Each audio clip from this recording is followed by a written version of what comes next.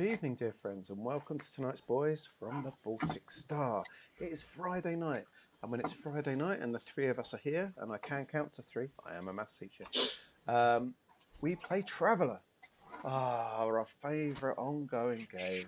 Something we've been playing for years and years and years and years and years now, and we're still enjoying to this day. We don't care what you think. We're enjoying it. We're having a lovely time. But we would like to welcome you to our table. Come along, pull up that chair. Not that one, it's got a wobbly leg. But all the others are fine.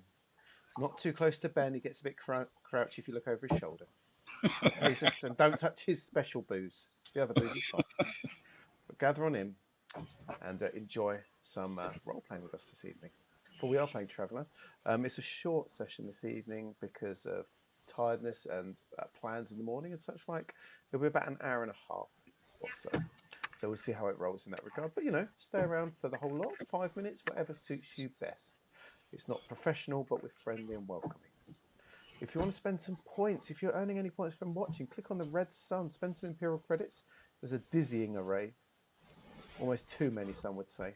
If you want to get involved in the storyline, there's some expensive ones there where you can name an NPC, which we had last week again, which is good. We've got, you can make us, give us a boon. You can make us retell a tale of something from our character's background, or stop the whole story altogether and make one of us talk about something totally different for a minute. Anything Dark Pink plays a tune. A Clonk makes us hit someone. Stefan Sneaky makes him have to steal something off people. Click and have a look. But we keep something for 1 credit and 1 credit only, as Ben has just shown. I'll agree to that. So if you want to agree with something, play along with it. 1 credit for everyone. And we'll raise a glass of whatever we're drinking. And we'll toast your joy and happiness. So, feel free to chat, feel free to lurk, whatever best suits you really tonight. We've got a Team Yana. Oh, Ben. You're nothing if not predictable. Consistent. Consistent. Exactly. And speaking of consistent, let's first introduce. I'm going to do my characters after again. Because I always go first with my characters, and I think it's important to go to the most consistent man that I know. My brother from another mother, the Floofmaster General, the housewife's favourite for the 4th year in a row. He is the splendid Ewan. Good evening, Ewan. How are you? Hello, Luke. I'm very good, thanks. I'm very good. I'm excited to be back for some more Traveller. It's exciting to have you back. I don't know what we'd do without you. Less brunch, I'd like to think, but it's hard to say. I don't know. We might have to have more brunches in honour. Yeah, maybe. I'd like to think a second toast would be in order, at least. To missing friends. Oh, got dark all of a sudden. Escalated really quickly. Are you with the same bus as Grey Hill? We don't want to do that. Went off the rails a bit. Now, Ian, how do you feel about the fact that you had to roll dice last week in the end? We nearly made it through the whole session without rolling any dice. Was it like a dagger to the heart when we had to? Well, I'm torn because I do love dice. I do love rolling dice, and it is a very good feeling. However, I do think that what did we run in the end? 2.5. Yeah, 2 and a bit. Achieving that kind of session without any dice rolling whatsoever feels like a bit of an achievement, if I'm honest. And I feel as though we came this close, and it was snatched away at the last minute. Within a Varga's whisker. Indeed. But in a cheery way because we've got to roll dice. So it's not all bad. Who are you rolling dice for this evening, Ewan, if we indeed do have to? That is a very good question. I shall be rolling dice for all of the bad guys that we come across, basically. Oh, fantastic. And they're going to be rolling terribly. Yes. All night. No, not really. I shall be rolling dice for my 2 characters and my 2 characters alone. I am playing Stefan Miller, who is the rightmost person on the picture that you can see. He is our dexterous, sneaky space rogue with an internal hidden compartment somewhere about his person. We've yet to determine exactly where it is, I think, but yeah, each to their own. Everybody can imagine it in a different place, I like to think. Sometimes maybe it moves. Who knows? Oh, let's hope Who so. knows? How does he open it? Is High it tech. with a nipple tweak? Push the tummy button? Oh, I could tell you, but it's top secret. You don't have that sort of clearance level, I'm afraid. I also play the floofy, the not quite as resplendent as Ben, but the equally as protective over his secret alcohol stash as Ben, Agnar Arnson, former military general, military tactician, and medic for the crew. A very young gentleman. Not at all. So old. He's so old. So old. Those two are joined by two younger characters, still both in their early mid-30s. You've got Kara Lasker, played by myself, on the left. She is an artist, carouser, a hacker, a trader, all those sort of talky type skills, and the ability to punch someone very hard in the face. Across from her, there she is next to Stefan, is Stefan Miller's best friend. She is Soraya Kansari. She spent many years as a scout after spending her later teenage years hanging out with Stefan. So it's been an absolute joy to reconnect with her dear friend. And I think she'll be very happy to see him again soon, hopefully. Yeah, I hope so. If it's decided that that is going to be the route taken by our esteemed leader, our referee, and the smartest man in any room, who lives his entire life in the Twin Peaks dream sequence and is regularly seen in Faversham, especially on festival days, being carried on a sedan chair, hoisted high by 6 heavily oiled, topless Eastern European gentlemen. He is the Queen of Faversham himself. Here's Ben. Good evening, Ben. How are you? Good evening. I'm okay, thank you. Yeah, and I'm very much looking forward to this. As always, it's always fun to play a game, but it's great to play some Traveller. Would you rather make us roll dice in Traveller for once, or Bournemouth won their FA Cup game at the weekend? Once. Which is less likely. I feel very strongly that I would be very excited if Bournemouth were to win the FA Cup game at the weekend. Yes, I might even raise a glass to that. I think we all will, to be honest. I think we'd all prefer Bournemouth over Man City.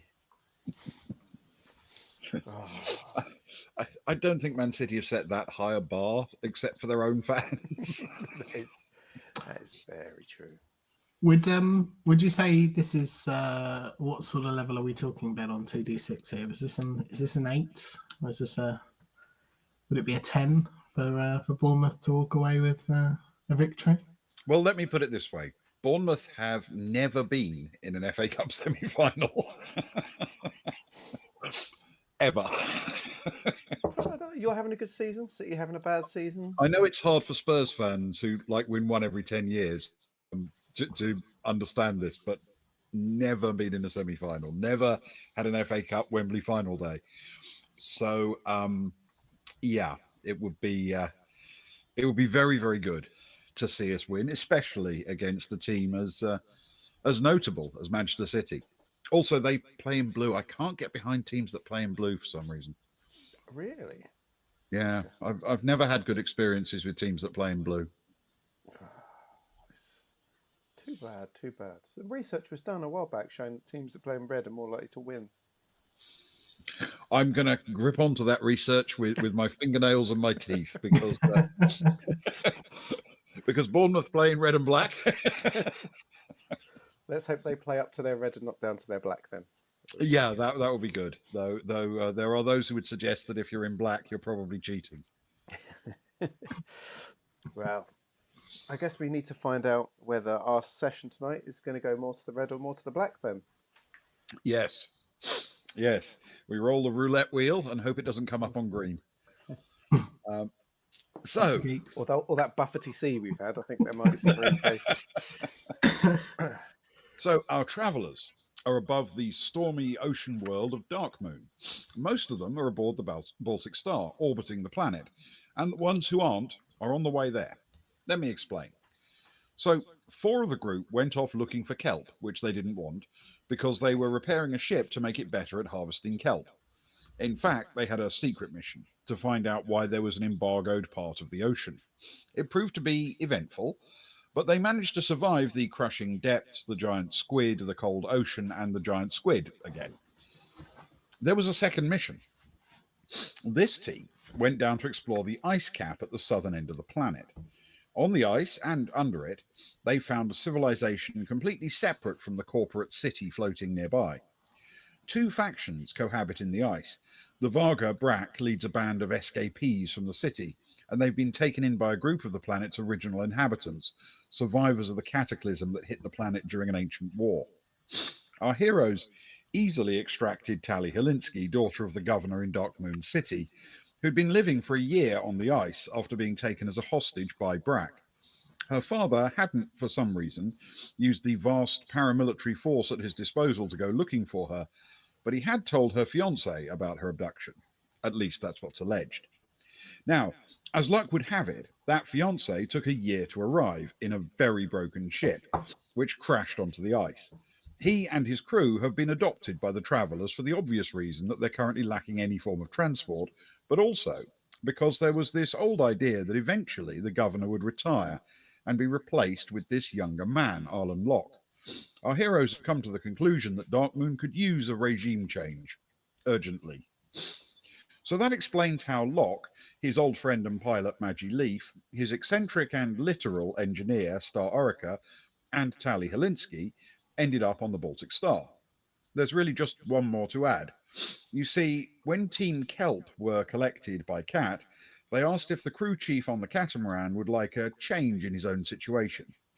He, Linto Sard, didn't fancy explaining how he came to return with a damaged catamaran almost empty of any harvested kelp, so he chose to leap aboard the shuttle just as Cat took off from the city and aimed for the Baltic Star. And that is where we resume the story.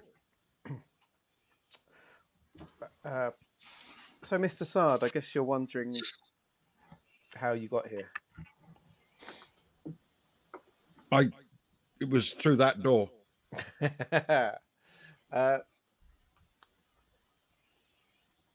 I'm afraid this man here is not the man you think he is. He has a different name. She points at Stefan. And I do too. And this gentleman here does. This lady doesn't. She has absolutely no imagination, so she sticks to the same name. But we're not who we say we are. You may have spotted that by now. I developed a bit of a hint along the way. You seemed forgetful about your names. To be fair, that was just me most of the time. Stefan here was pretty good. He's pretty good. No, we're done with it now. Don't need to worry. He's one of us now. He's one of us. We'll do the initiation when we get back. Okay. I don't know about an initiation. What does that mean? I don't know. Do you like alcohol? Yes, I do. Non-kelp based alcohol. It's been a while, but from what I remember, yeah. Well, then you're going to enjoy your stay on the Baltic Star. Oh, that does sound good. So this Baltic Star, it's a merchant ship, a warship? How would you describe it, Stefan? I would say yes, it is.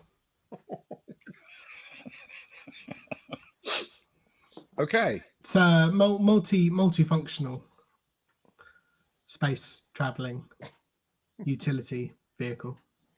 Oh, you guys are pirates. No. We're on Would a pirates very have important two mission. saunas? Pirates don't have saunas. We've got 2. No. True. Okay. Pirates. Did you see any eye patches? Well, no wooden legs? No, but to be fair, nowadays we have like modern electric lighting everywhere. Only on one side of our ship. Oh, your ship's not in very good shape? Our ship's in wonderful shape. Just half of the crew I will explain it later when we get back. You'll notice. Well, it's better if we show you. Yeah. Yeah. Okay. Because you understand I'm taking a bit of a risk coming with you guys. Yeah. But to be honest, Boy, do we. you you took a risk taking us with you, and we betrayed that risk in a lot of ways. We had ulterior motives, and we put you guys in risk and danger, but it was for the greater good, I believe some people say. But we're we liked you, and we really respected you and everything you did, and I think wherever we take you, your life's going to be a lot better than here. And we're out of here, and you'll be given the choice like anyone else. You can stay with us, or we can drop you off wherever you want. Okay. Thanks. I'm pretty sure anywhere else is better than here. Well, that's what we thought, wasn't it, Stefan? That's why we took the chance with him, I think. Yeah, for sure. That, and we were hoping. I don't suppose you've got any animal husbandry skills, have you? Oh, we are short on animal husbandry. I'm not completely without skills in that area, but I had to stop after they caught me doing it. Oh, we've got a resident alcoholic you're going to get on very well with. Oh, okay. Good. Alcoholics aren't necessarily the most productive of people, but is he like high functioning? You know him better than me, Stefan. He's certainly a functioning alcoholic. Yeah. Okay. Well, that's probably good then. Yeah, I will look forward to meeting him. Speaking of which, we should probably do some introductions. Isn't that right, Betty, Cara? I'm not completely lost at this point. Sure, why not? You know, all cards on the table, as it were. Agnar gets ready to start pulling out cards. Well, in just his towel. Where are you keeping those cards, Agnar? Well, a trick indeed. My name is Cara Lasker. I'm an artist by trade. I grew up a long, long way from here. Worked for some years after qualifying on my planet. Became relatively well known in my area, and then started travelling the universe, working as a reporter, and used my skills within that. Met Agnon, my dear friend Agnon here. She slips her arm around his furry shoulders. When he was a military man, covered the war there, became very disillusioned with things, it must be said. And in the end, I took my bag, as it were, went to the farther reaches and learnt to look after myself. And ended up with this ragtag bunch of ragamuffins, such as this handsome, hairy-chested man here. She points at Stefan. Go on, Stefan.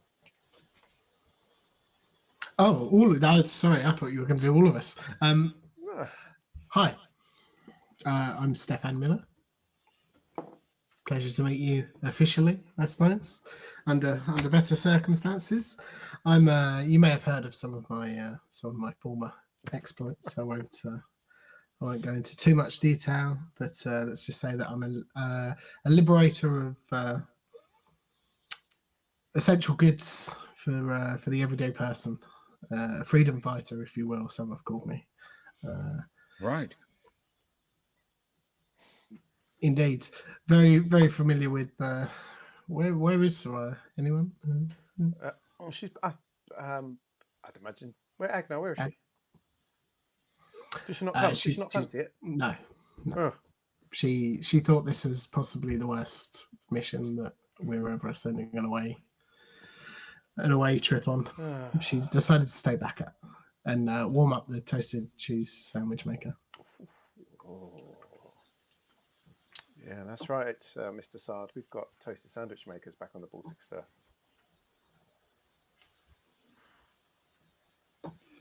Toasted sandwich maker. Wow. Not just one, No, no, no, no. two. They do two So- each at a time. That's 4 toasted sandwiches at any one time. So what's a sandwich? Oh, his head's going to be spinning, Stefan, when he gets on board the Baltic Star. He won't know where to start. So imagine you've got, I don't know, what's the best way to describe it? Imagine you've got 2 flat, dried pieces of kelp cut into squares. Uh-huh. And in between those 2 slices of kelp, you put a more moist, soggy layer of kelp, Right. dustly. And then you hold the dry layers, keeping your hands clean and free from debris, and partake of the sandwich. Mm. It And this- sounds awful. Oh, but this machine makes them crispy and hard. And we have- don't use kelp. Oh, there's actually no kelp involved. I mean, there could be, but we tend to avoid it, as far as I'm aware. Yeah, me too, which is hard if you've got my trade. Have you perchance ever heard of something called cheese? I'm familiar with the word. Oh. Wow.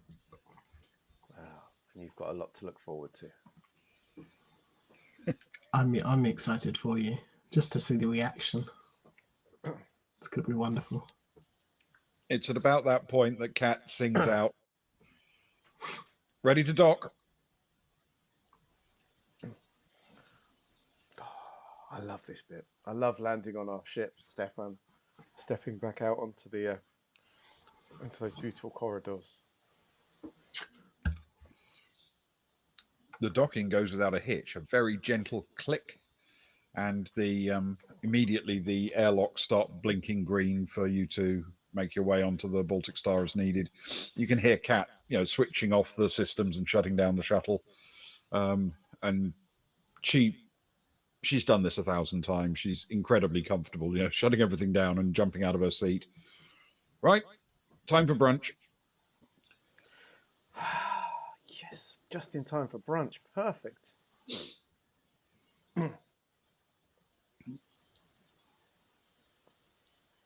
When Kat opens the door and leads everyone back out onto the ship, you can see that as you come up through, obviously you are confronted with the main corridor and the main access point for the starboard side of the ship. Terrible side to bring him up on. Yeah. And roughly as you are making your way along there, you will also bump into Rachel and Star Orica coming out of engineering and making their way back towards the neck of the ship. So, Mr. Sard, this is Rachel Axis, our first engineer, and some random I've never met before. Stefan, do you know who this is? I've literally been with you the whole time. Why would I have any idea? I don't know. I just always assume I've seen you people stowed around the place willy nilly. Oh, well, that's true, I suppose. No, I don't know. No. Anyone? Rachel gives a grin to everybody and says, "Welcome back aboard. Hope you had a good time down on the planet." It's terrible, but I've got some great pictures to show people. Oh, good. Good. And people always like being shown an endless parade of holiday shots. Oh, especially this sort. Well, I'll tell you what, we'll set it up in Bass Spa and we'll make it compulsory for everyone to attend who isn't the chief engineer. I'll convert them into the projector screen. There you go. Perfect. Yeah, you'll be busy anyway. Oh, bound to be. Yeah. Bound to be. And you can see Star Orica sort of wanders along, her hands in her pockets, sort of looking at the floor more than anything else. She's not really interacting with anybody. Cara will hold out her hand. Caralaska, milady. She looks at it and eventually takes a hand out of her own pocket and she says, Star Orica, slightly greasy hand. Oh, it is slightly greasy. Have you been eating? You've had a toasty sandwich. No. You sure? Yes. Then you've been down in the engine room. Yes. What do you think? It's very nice. It had a cat. Ah, yes. People seem to love the cat. Stefan, what's your view on the cat? Out of 10 currently. What do you mean had a cat?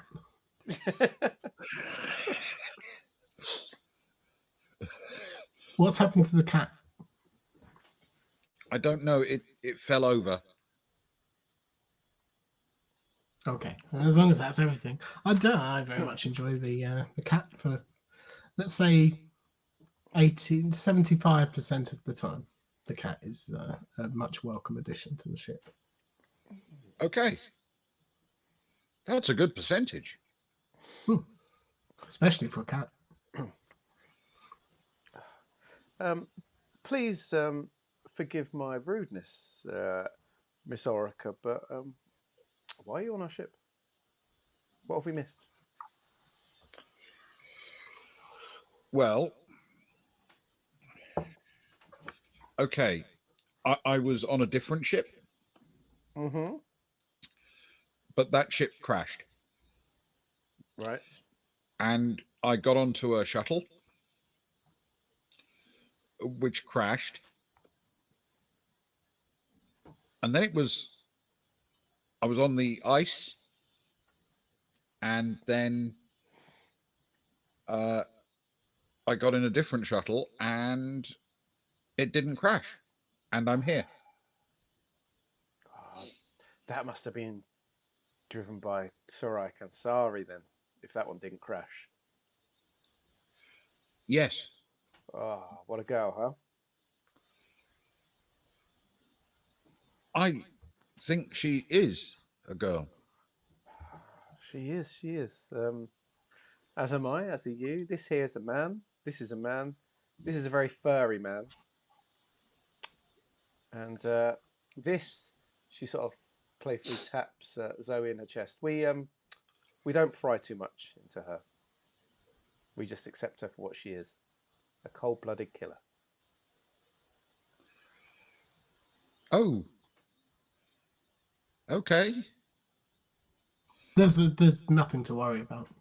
Oh, if she likes you, she'll do the cold-blooded killing on your behalf. I don't need anyone killed. For protection. Yeah, exactly. Is what my colleague means. Do you need? Are you sure you don't need anyone? I'm sure she can sort it out for you for free. No, it's fine. I'm not enormously experienced with the efficiency of everything on this ship. But she turns to Agnar and says, wouldn't it be easier if you shaved?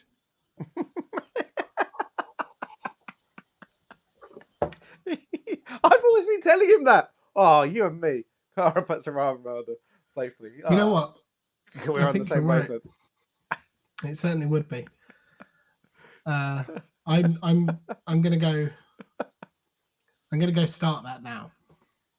Oh, he'll we won't see him again for a week now. Wander off to his quarters.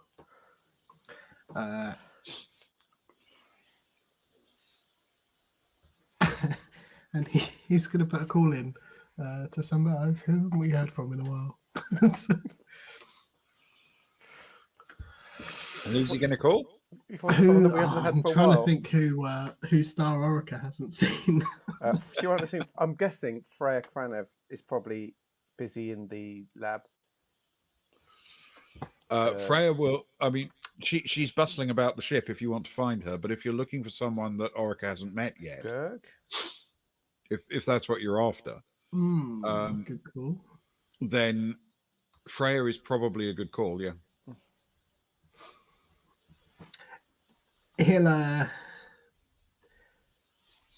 won't call. Actually, he'll spend the time when he gets back to his room getting dressed, and he'll send a message to Freya saying, "If you can." This sounds odd, but bear with me. Can you meet me at my quarters? Don't speak to anyone on the way. Oh, this is going to be So problematic. There's a prank to be played. Thank goodness. She responds, "Okay, be with you in a few." She will essentially attempt to sneak through the crew lounge in order to get to you. So if the rest of the team are taking there we go. Orica up to the main lounge at the front, you shouldn't bump into them. It's worth me just reminding both myself and anybody watching that I think when we left off last time, having gone on this rescue mission, that we'd had a few beverages, and so I think Agnar is probably still feeling a little bit playful, shall we say?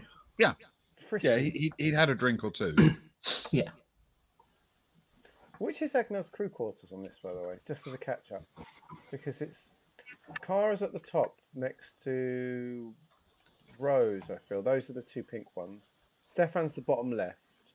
Sarai's next to him. So that must mean Agnar's that bottom pink one slightly to the front. Yeah, on the right of the picture. Yeah. Towards front of ship. Yes. Towards front of ship. Ah, So good evening, Monkey Tails. If you imagine where Freya is, she's sort of top right in terms of crew accommodation. Oh, I need to start labelling the crew accommodation. So instead of going via the neck and the sort of hub of the ship in front of the bridge, she will go aft and then through the crew lounge, which is lettered E on the map. Yes. And then come back forward to Agnar's quarters on the along the bottom of the thing, past past the most of the starboard side cabins.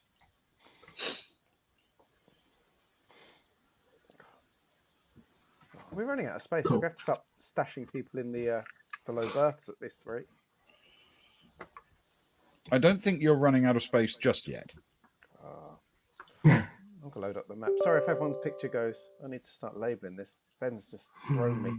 Ben's starting giving out people's cabins now. I've got to get on this. Bear with. Sorry. You do your thing. I'm just going to do my graphics. Okay. So if you are charging forward, the rest of the group will make their way presumably into the crew lounge, which is pretty busy, actually. Oh, I bet it is.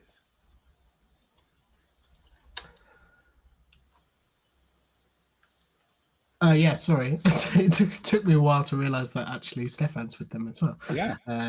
Stefan will walk into the crew lounge and he'll gesture out in a grand manner. This is the crew lounge, as you may have heard. Here is the bar. These are over there. You can see the toasted sandwich makers. There's a wide selection of drinks. Please feel free to either help yourself or request service from someone. Someone will make you a drink. I'm sure it's fine.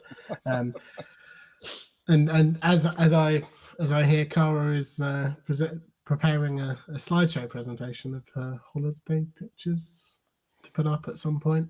I forget where the projector is, but she'll make it work. She knows all the techie stuff. It's fine. Can we interest you in anything? Drink? Toasted sandwich?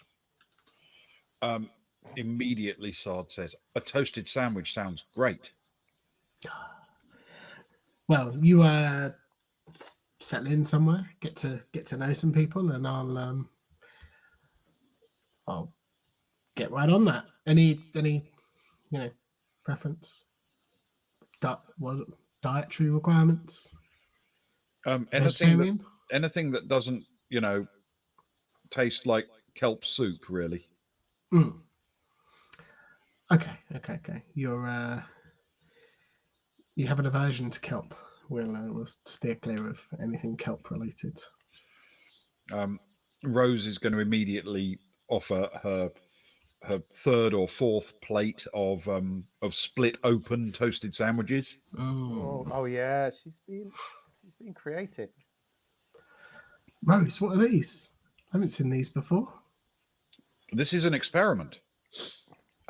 Toasting a toasted sandwich in a toasted sandwich maker and then cutting it open to make 2 pieces of toast with thing on them. It's very creative. Who else have you told about this? I like it. Well, pretty much everyone here has tried them. I don't think it's a secret. Oh. I felt special for a moment there, but don't worry, it's fine. There's no kelp in these, is there? I don't even know where I would find some to put in them. Okay, that's good. Thanks. They look amazing. Thank you very much. You don't mind if I just take this plate, do you? That guy over there has had nothing but kelp for at least 20 years, I'm sure. Then, yeah, his need is greater than ours. Indeed. Thanks. And Stefan will come over with the plates and gesture it onto the table. Please help yourself. Or assuming we're sat at the table. If not, he'll just hold it out. This isn't what you would call a traditional toasted sandwich in the sense. Normally, imagine 2 of these stacked on top of each other with the non-melted bit on the outside for both halves. But this is something of a new cuisine that our steward over there, Rose, is experimenting with. I hear they've been very popular. He immediately grabs one and starts, eating it, and he stops after a couple of bites and like, this is really good. I know so much. Well, I wouldn't want to put words in your mouth, but how does it compare to, say, kelp?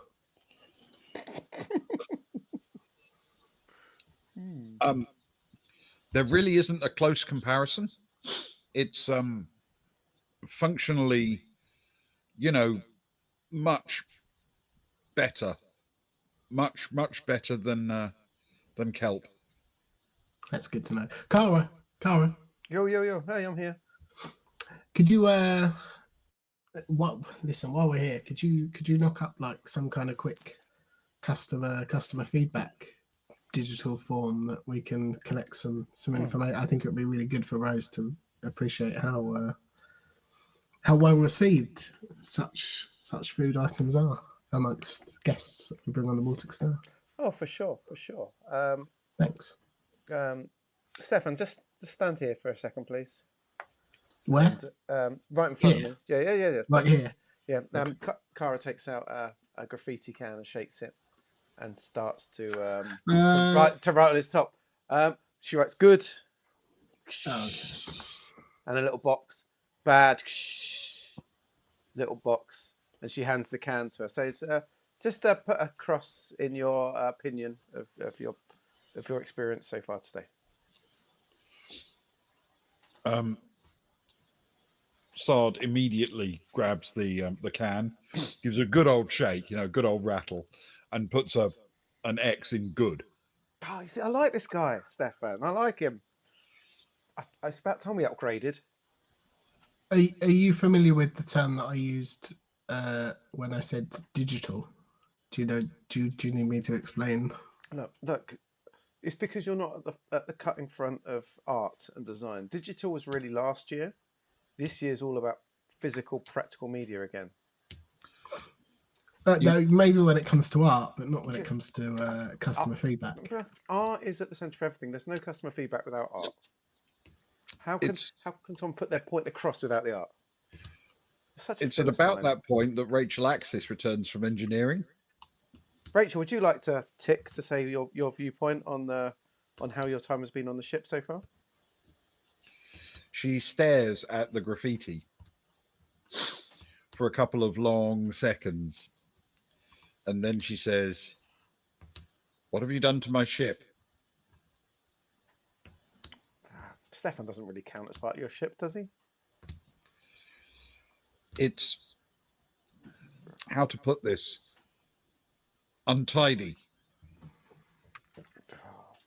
I have to say I take offence at that.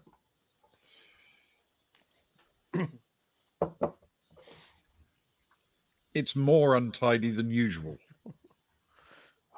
There are a lot of people here, it must be said, but it's nice, isn't it? It's nice to have the whole gang are here. We've got our new friends, we've got guests. I have noticed it's shedding season for Ragnar, but it comes and goes. Yeah, well, thankfully the air conditioning kind of takes care of that. So it gets in the back of your throat a little bit, though. Have you noticed? No, my air conditioning on my ship works brilliantly. Right, that's just must be the amount of time I spend so close to him. How was it with our new friend Orica? I hope she didn't fiddle with any dials and knobs. She's very respectful, shy even. Oh, Spezza, what a legend you are! Thank you so much. Handing out the subs. That is amazing. Thank you. Oh, wonderful! Thank you, Sparrow. Oh, thank you so much. Thank you. And gifted. That's 30 gifts you've done over the years. Thank you so much. As well as all your own subscription as well. What a star you are. We do need a curry. We do need to spend the money on. We've been spending it all on paying off our role-playing debts. I think the next one needs to actually be having a good time. Oh. Yes. We should probably try and grab a curry, or I don't know, a toasted sandwich. No topping. Or brunch. Brunch is always good. We should do a brunch. That would be wonderful. That would be wonderful. An Easter brunch. Yeah. Thank you. Yes. Easter egg sandwiches. Oh, it's coming up. We're close. Easter egg toasted sandwich. No, you lose the crunch. You lose some crunch, but you'd add some crunch as well. Yeah. External crunch, but the internal crunch is gone. Yeah. You need the chocolate to break when you bite into it. Of course, there'd be a really awkward phase in the bell curve where there was no crunch on either side, and it was just melting. Yeah, that would be the worst. Yeah, not good. Yeah. You don't have it enough to take risks. You've got to play safe, I feel. Only once a year, you've got to play to your known strengths. Yeah. Yes. Stefan returned to Kara. You owe me one t-shirt. And he'll walk back to his room to get changed. In fact, as he's leaving, he'll take off the shirt and just leave it lying on the bar, graffiti side up. Look at him go, ladies.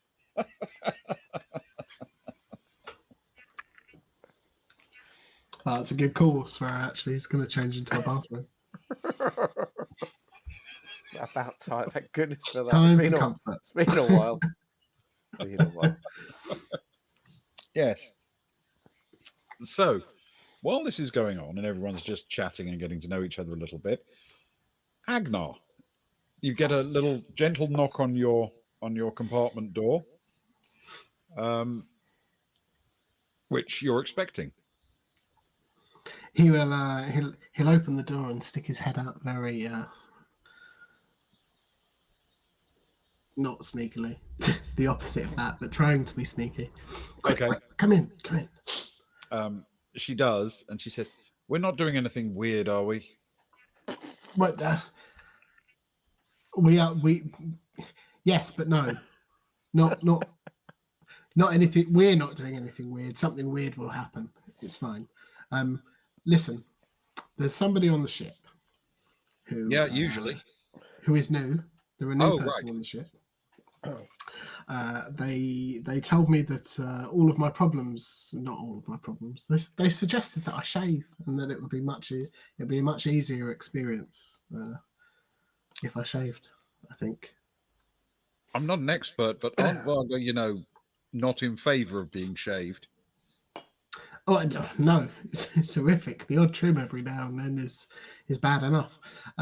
But anyway, listen, I thought I told them that I'd get right on it, and they came back here, and I thought maybe perhaps if you were to leave and to go to Bass Spa, perhaps maybe wearing something or holding something that I'd been seen with, that you could pretend to be me in shaved form for a brief period of time, and it would be quite amusing. Is that Okay. how comedy works? Isn't there someone else on the ship who'd be more suited to this kind of comedy? Someone who perhaps has a male voice? Well, it has to be somebody who they haven't seen on the ship. Okay. This person is quite literal. They have troubles with sarcasm and a few other bits and pieces, and I don't want to take advantage of that, obviously. But in the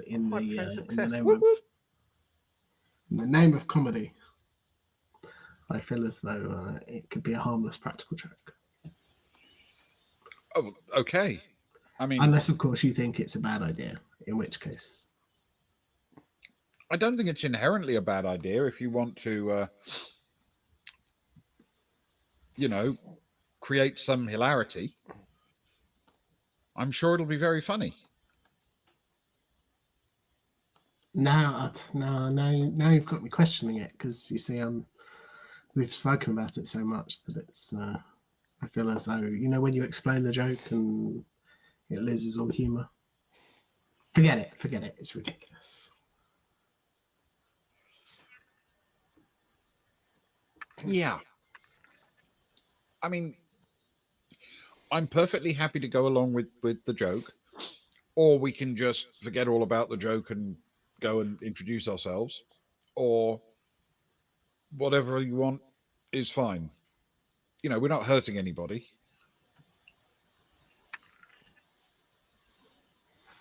No, of course. When would we? We rarely hurt anybody, even when we're trying to. No, let's forget it. I'll head back and we'll just say that I shaved, and this is me in my shaved form anyway. Or just say nothing. That's probably funny. Okay. Whatever you think's best. I'll trust your judgment on when it comes to humor. I'm not really that funny a person. Oh, well, compared to me, who, as you can probably tell from this interaction, is hilarious. Yeah. I mean, you probably are among the funnier people on the ship.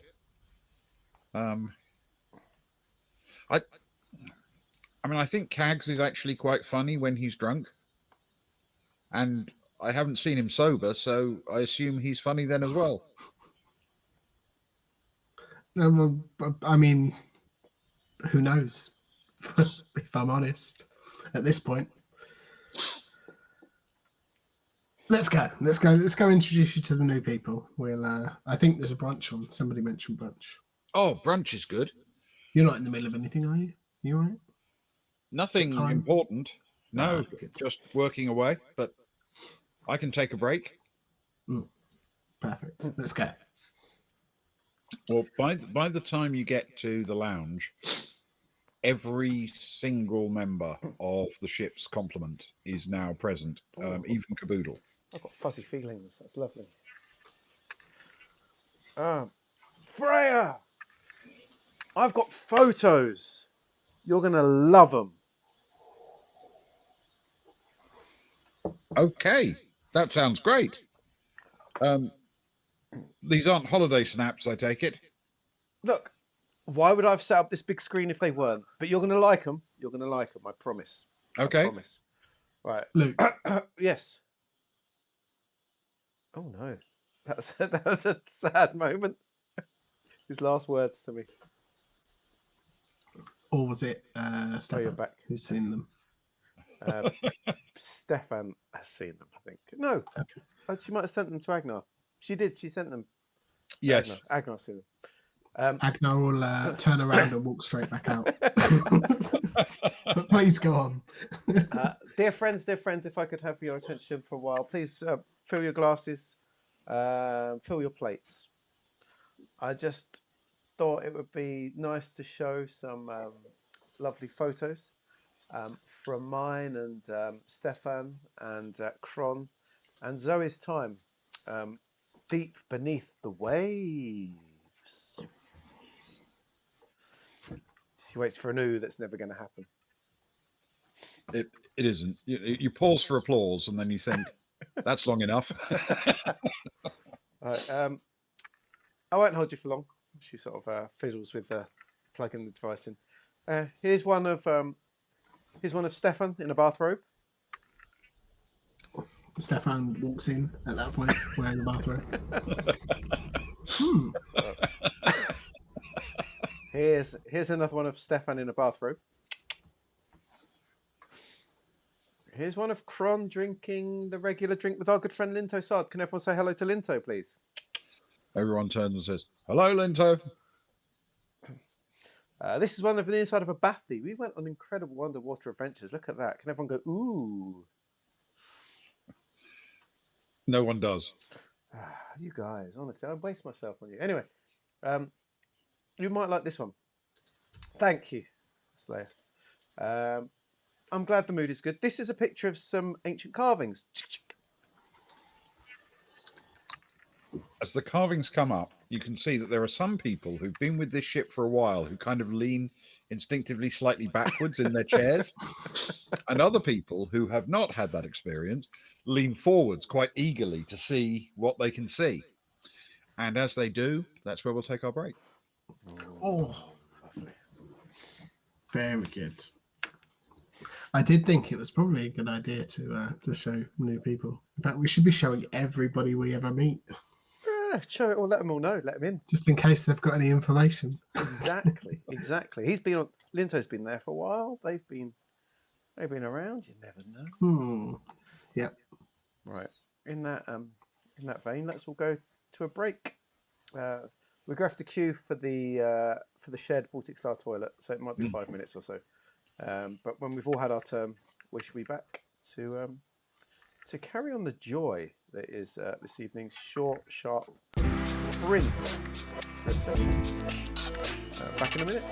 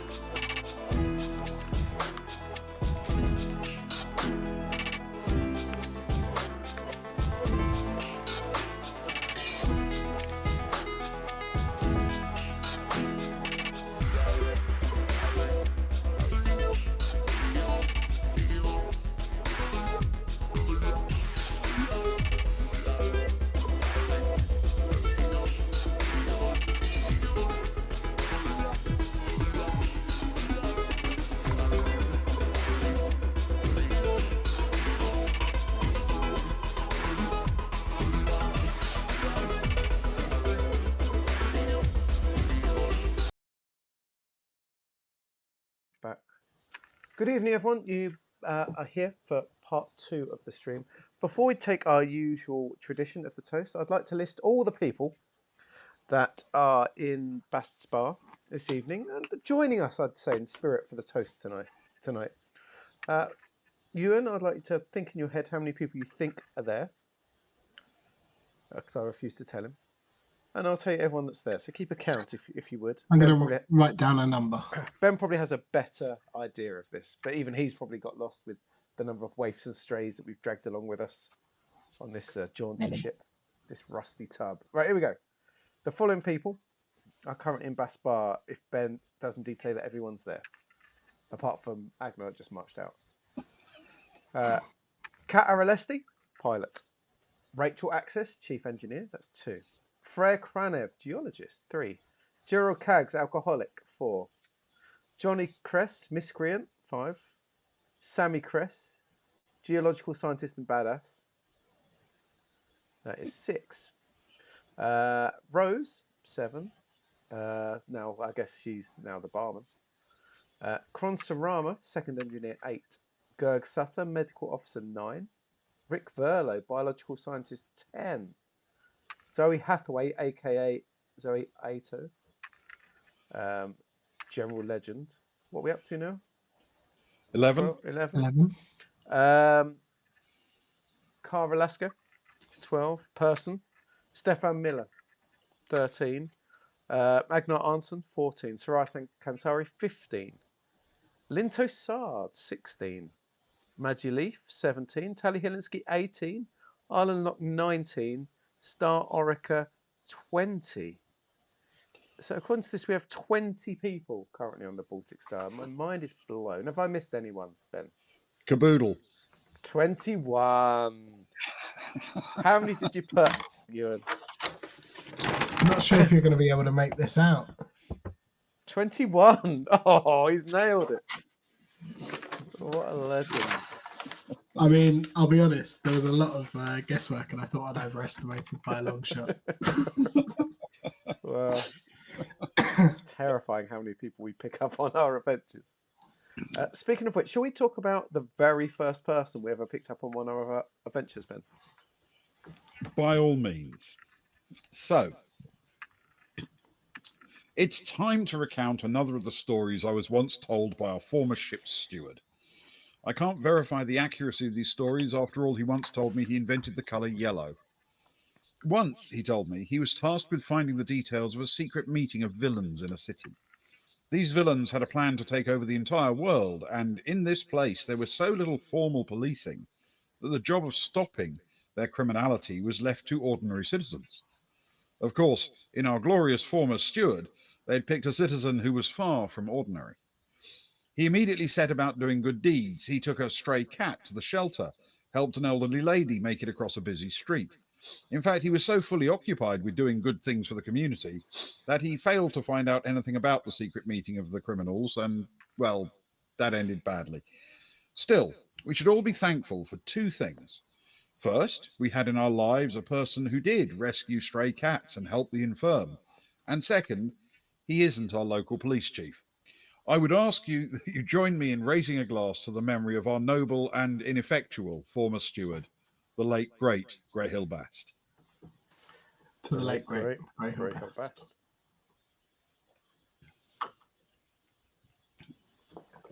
I drained the glass of its life in the same way that his life was drained from him. By your means. But by not my means. It was not me that caused him to die, that's for sure. I nearly saved him. Don't blame Soraya for her lack of... Where was Agnar with all his medical skills? That's what I want to know. I think he was in question. a different party at the time. You'd split up into 3 teams. We had. Oh, never are we going to split into 3 again. Yeah. Only 2s and 4s from now on. Yeah. You rolled a 3. Oh, Soraya's had the 2 worst rolls so far this entire. She let someone die and she nearly got eaten by a big shark. She very nearly got eaten. Yeah. Very nearly. Very, very nearly. Oh, yeah. Anyway. Yes. Okay. So you've Yeah. just thrown up this image of the carvings um, on your hollow projector thing, the big screen in the lounge. I believe there's like a 15 roll photo as well. It's one of the best photos that anyone's ever It made. is. Oh, And you stitched it together from oh, dozens yes. of individual pictures. And everyone sort of stares at it for a few moments. And then Freya turns to Zoe and says, "So do you want to tell them or shall I?" Oh.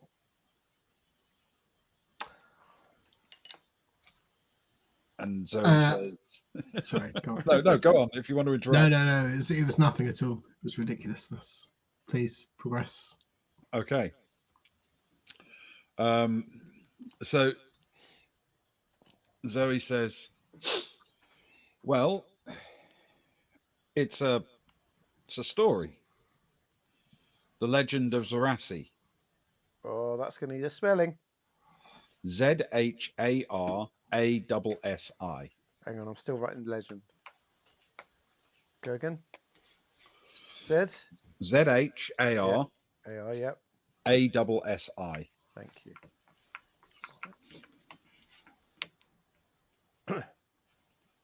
Thanks, Bez.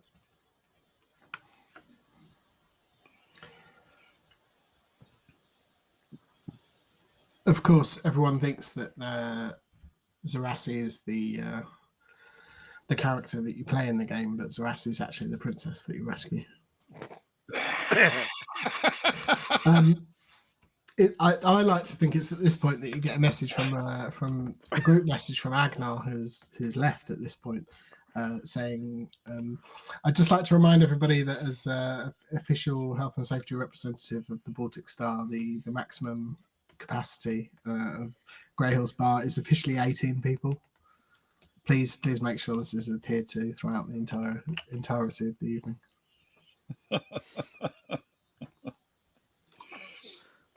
The Legend of Zarassi, you say? Kara says, totally ignoring such a ridiculous Obviously. message from Agnar.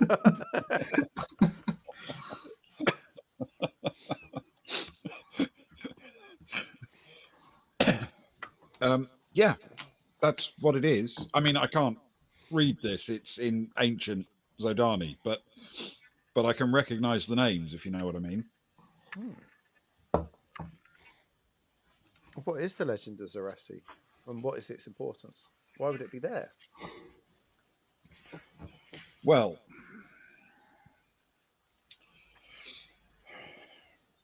it's been a while since I've heard the story, but it's kind of a folk tale, you know? Mm-hmm. So the story goes, Zarassi is the daughter of an important Zodani warlord. And she is so much beloved by her family that the warlord in question and her mother and everyone else, they decide that she won't be allowed to go off and marry and live an independent life because they want to keep her. And her brothers and her sisters go off, but she's not allowed to go because they don't think they can live without her. That's the legend, right? And then one by one, it becomes apparent that all of the other children in the family have not come back. They've been lost one way or another. The story goes into great details about how they each die or go missing, but the fact is they all, one after another, just disappear. And eventually, in order to shore up the position in society, they do need to find a husband for Zarassi, someone that she can have children with and all the rest. And they send her off to this nearby planet. But on the way, her ship is attacked by pirates, and she's taken into custody, and they disappear with her off to the far reaches of space. When she finds herself in the presence of these pirates, however, the captain of the pirate ship is so impressed with her that he decides he wants to keep her for himself. And the way the story goes, this group of pirates, who are all Zodani renegades of one kind or another, she provides such wise counsel to this pirate captain that over the course of the next few years, he takes control of an entire flotilla. He becomes like a commodore of pirate ships, and they're sending raiders all over the place. And eventually, the pirate captain decides it's time for them to get married, and she goes along with it, but then murders him on their wedding night. And in the morning announces that she's now the captain and commander of this entire fleet. And she's been doing such good work convincing everybody that she's the brightest and the wisest and what have you, that they all just go along with it. And the story goes that what she decides to do with this pirate fleet is to say they're not doing piracy anymore, they're doing colonization. And she sends all of her ships off in different directions and seeds half the Zodani Empire. You know, they take over uninhabited worlds and they set up new colonies, and it was one of those things considered, even though she's kind of a mythological figure, lots and lots of Zodani places, Zodani colonies claim been founded by her pirates, if you see what I mean. Yeah. I mean, there's more to the story, but that's why I'm guessing they'd have carved her story on the planet. This particular Zodani civilization probably claimed to be descended from her. Not literally her, but her crew.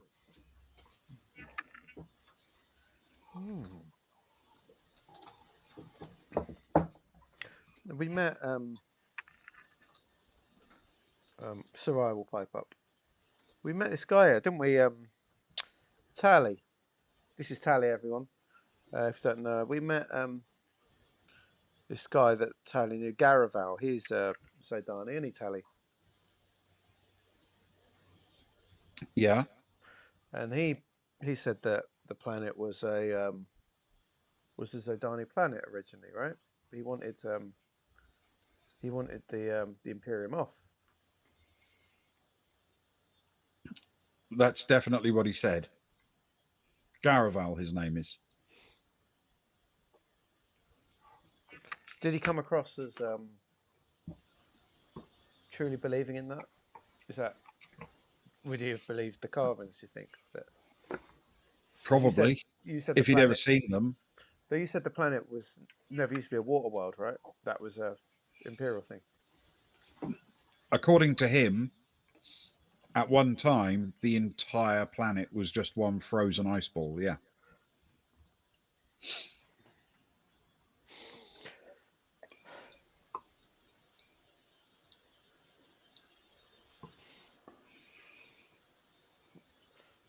Cara will flick through a few other sort of pictures that she took stitched together. Then she runs dry of them and ends up back on like the photos of them back on the ship, and then sort of finishes it, brings it to an end,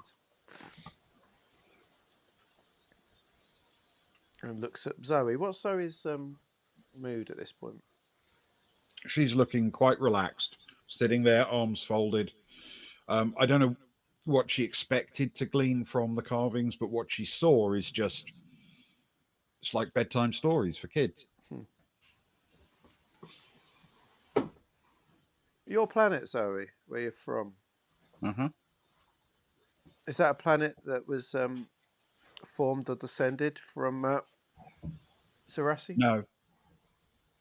No. Every Zodani world probably claims to either have been founded by her band of cutthroats or to have been the original world that she left from. Mine claimed to be claimed to be the original world she left from. One of the many claimants. Yeah, I mean it's a folk tale, you know. Yeah.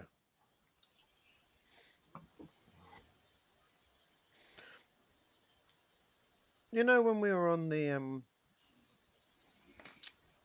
we were back in Geeker on the island there, you were talking then. You've talked to us a few times about like fairy tales and fables and things like that. Is it all tied in so far? The things that we found in that regard. I mean, there are a lot of Zodani stories, but this is a notable one. I didn't see it represented there, to be honest. That looked more like I don't know, something monumental, something like a temple or something of that nature. So we've got the temple on Harrenhal. We've got the old fable at the bottom of this ocean, and we've got those ludicrous carvings. That whole different thing on that planet. I mean, there were a lot of carvings there, right? Oh man, ridiculous! And we had the Seabat cave, of course, but that felt like sketches compared to some of these. Yeah. I think the Seabat cave is more likely to be like this, if you know what I mean. Just random stuff. Harrenhal felt like a very deliberate, formal temple or monument or, I don't know, war grave, something. Yeah. How much of this part of space is Zodani claim? But that she really does smile and she says, well, if you were to ask the Zodani government at the consulate that, they would say that all planets are Zodani.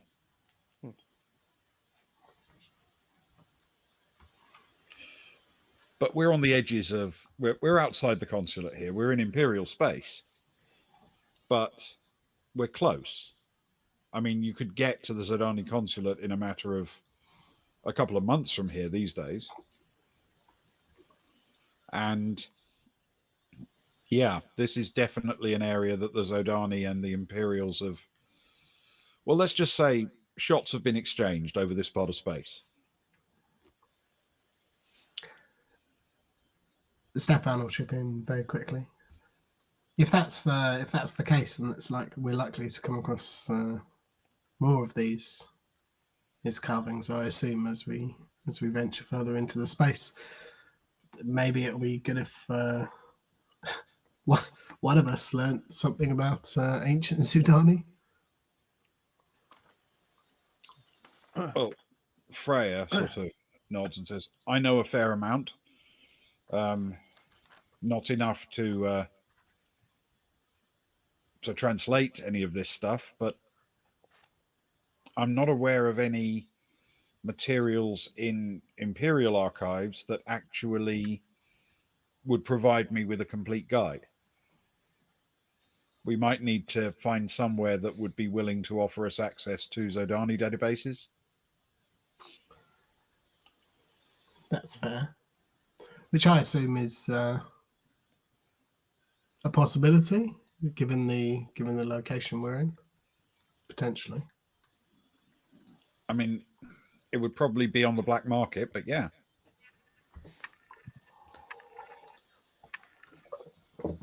Have you seen the rest of the photos that Cara very well taken photographs of previous exports? She insists on showing everybody, usually by surprise. It's the best way to see them, fresh eyes. Yeah, I've heard that from all of the people you've traumatized that way. Agnar likes them especially. First thing in the morning, I like to bound into his room.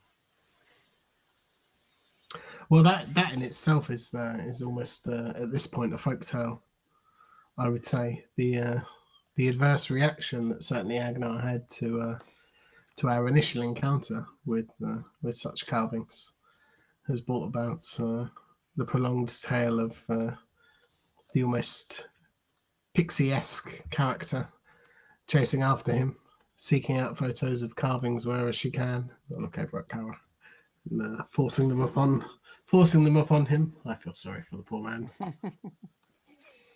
You too, Stefan. You weren't totally free from the adverse reaction. No, they were weird. I hated them. Yep, it is interesting. The black market. Soraya, Zoe, I can't help but feel that this journey we're taking draws us further and further into Zidani space. And if we take the right next couple of jumps, we could probably come across a place that might have such a market to get such information, right? Potentially. How, in this current era, with politics the way they are and the way the planets are falling, how around these areas, how trust is hard, but how trustworthy are Zodani of those from the Imperium? Well, are you familiar with a rattlesnake? About that trustworthy. If only we knew somebody who had links to the liberation of information and the hero of the people, you might say.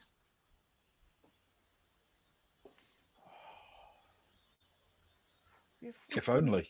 We're multi-skilled. Someone who could operate in those sort of environments. The black market, the shady underbelly, whatever you want to call it. If only your team included people who were morally flexible like that.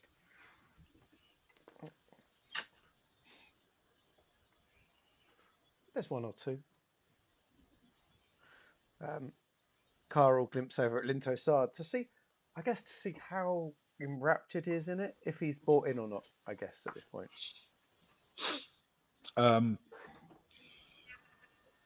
Linto Sard is sipping his drink and keeping to himself, but he's staring pretty hard at Tally Helinsky.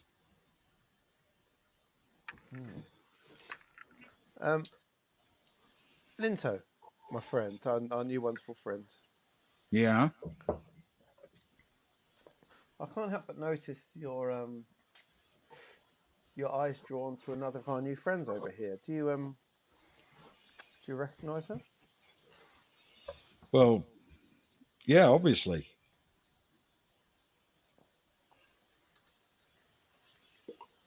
A former lover of yours, perhaps? No. But the governor's daughter, I mean, everyone knew who she was.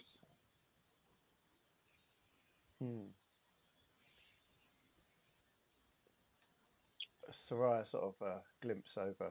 I'm guessing Agnar's still over by the door, is he? You and purposefully facing away from it all in some big performance. I'd imagine him very much in the corridor outside, but yeah, essentially, it's not in. Stefan hasn't clicked at this point. Agnar, the screen's gone, man. The screen's gone. Are you sure? Because you told me that before, and let's be honest. When it comes to these kind of practical jokes, I'm throwing up quotation marks. You can't see, but I am.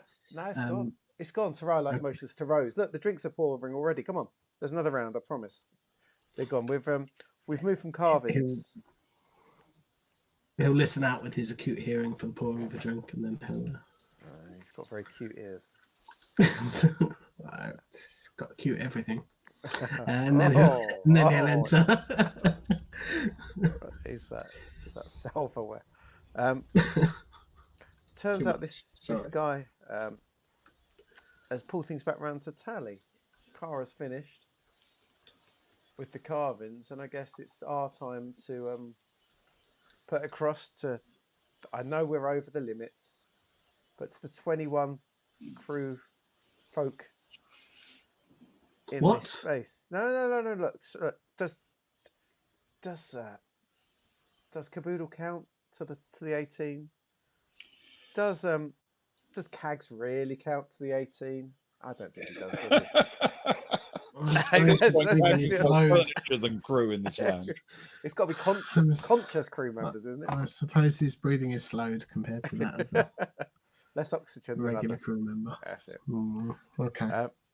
It feels like it's come to our point to really introduce our new friends and what our vision might be for this once so Darny planet. Agnar will beckon Kara over for a moment if she towards the doorway. She doesn't mind. Yellow. Have you seen this picture, by the way? No. Listen, that's what I wanted to talk to you about. I don't know why you keep doing that. That's not what I wanted to talk to you about, but also I don't know why you keep doing that. I couldn't. I wasn't eavesdropping, but I couldn't help but overhear the conversation. Doesn't it seem? I mean, it's not exact, but doesn't it seem a little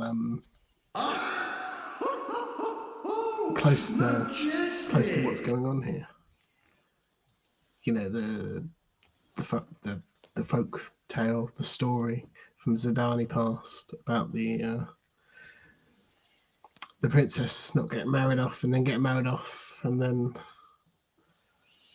getting kidnapped by pirates on their way to the planet. Do you not see? Do you not think it's? Are you seeing it as a way to like pull both threads together?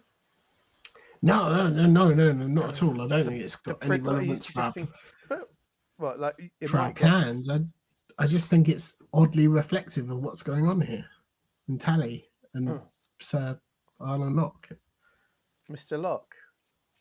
Yeah. Do you not think it's a weird juxtaposition between the tale and their story so far? Have you been puffing on your special herbs again? No, listen, there may have been a few drinks before we came down to rescue you, but I don't normally see you in a towel on the planet's surface, to be honest. But you do. I like but it. Do you not? Do it more often. Do you not think that it's oddly familiar? There are certain comparisons to be made between what their story and the story of this Zodani tale that's engraved into the planet. Well, it's beautiful, Ben. Thank you. Oh, look at that! If the Zodani believe in that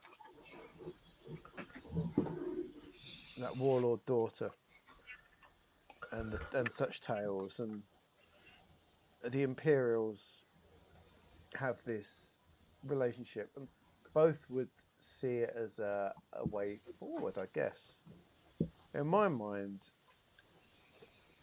looking at the artistry of it, could it not be used to help both? That this relationship could be a way to the promised land for both groups, that things are going to be better for everyone, right? I mean, I wasn't suggesting we used it. I just thought it was really eerie, and it freaked me out a little bit, if I'm honest. This thing that had been carved on the planet for God knows how long has almost come back to fruition through these two young people. But that's your maybe. That's your old soul finding romance in youth, because those years are so long gone to you, perhaps. Because you're in your 40s now, and that's incredibly old. Almost mid-40s. Oh my goodness! Could you imagine being that close to your mid-40s? Well, I can. Terrible. And as you're chatting, you can actually hear Linto Sard's voice. Apparently, someone has asked why he's staring at Tally quite the way he is. And he looks around the room to everybody, and then he says, well, it's just that we had some changes this year in how tight security is in the city. Following the murder of Tally Helinski. And that's what we'll call it for tonight. What?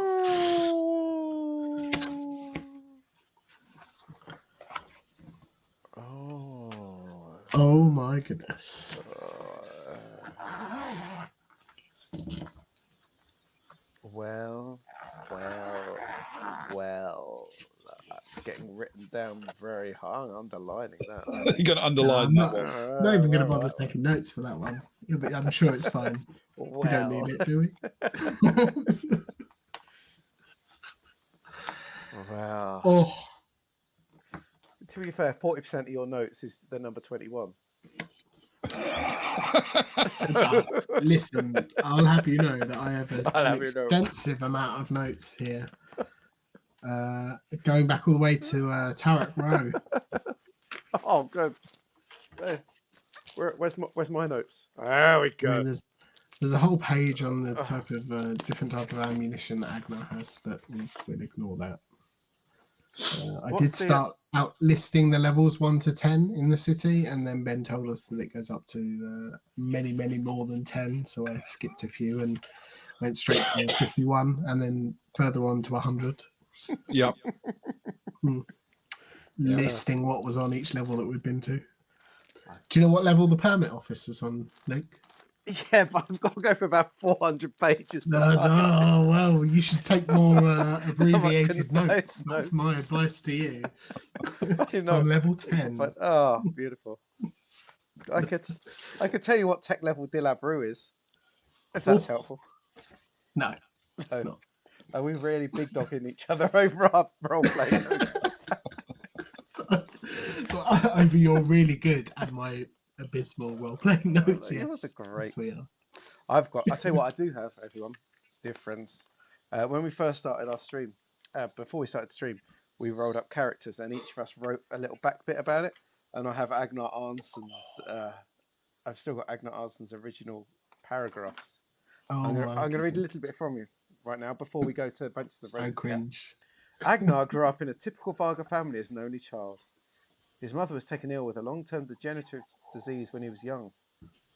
This is really sad. I'm stopping there. That's really sad, actually. He had a horrible childhood, poor boy. We'll leave it there. We'll leave it there for another night. Rose's cat. Right. Okay, let's finish with the Rose's cat. Rose's kitten, Caboodle, was very excited. There were new people aboard.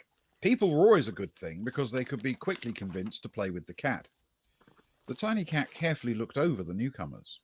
There was a tall one who looked comfortable and relaxed, and a shorter one who looked almost as relaxed. They seemed likely to offer immediate affection on demand, possibly accompanied with a small dish of food. Naturally, she could have focused her attention on either of these two, but they could wait. There was another target. Physically the smallest of the people was a petite female who seemed awkward. Almost as soon as she arrived, she went off to engineering to do whatever it is that people did in that room. Caboodle followed the two people into engineering. Rachel Axis, chief engineer, usually didn't like the kitten to be in here, but on this occasion she seemed to be more interested in showing off the ship. As far as the cat was concerned, there was exactly one thing of interest in the compartment: the cat. But the people ignored her almost completely. In fact, the only time Axis even touched her was to shoo her off a control panel so she could lean over it with the newcomer. Caboodle wasn't used to waiting her turn, but on this occasion there didn't seem to be any other choice. She had to find the right moment. Eventually the two people sat and stayed in one place long enough for the kitten to jump onto the table between them. Purring her loudest, she ran to the newcomer and rolled over onto her back, paws in the air, waiting for the inevitable consequence. Star Orica saw the cat come towards her and saw the way she fell over onto her back. The scruffy engineer looked at her host with concern. Is the cat broken? Axis smiled fondly at the animal. Yes, but all cats are broken. She's fine. Orica nodded slowly. But she's upside down. Yes, Axis says. She's waiting for you to scratch her belly. There was a long pause. Why? Axis tried to adopt a serious expression. Because cats crave physical contact and because you, in cat terms, are playing hard to get. Orica nodded slowly. She then stared at the cat. I'm going to touch you now. Please remain still. Axis let out a very loud laugh. That's it. Make sure you give her clear and unambiguous instructions. That's always the way to interact with cats.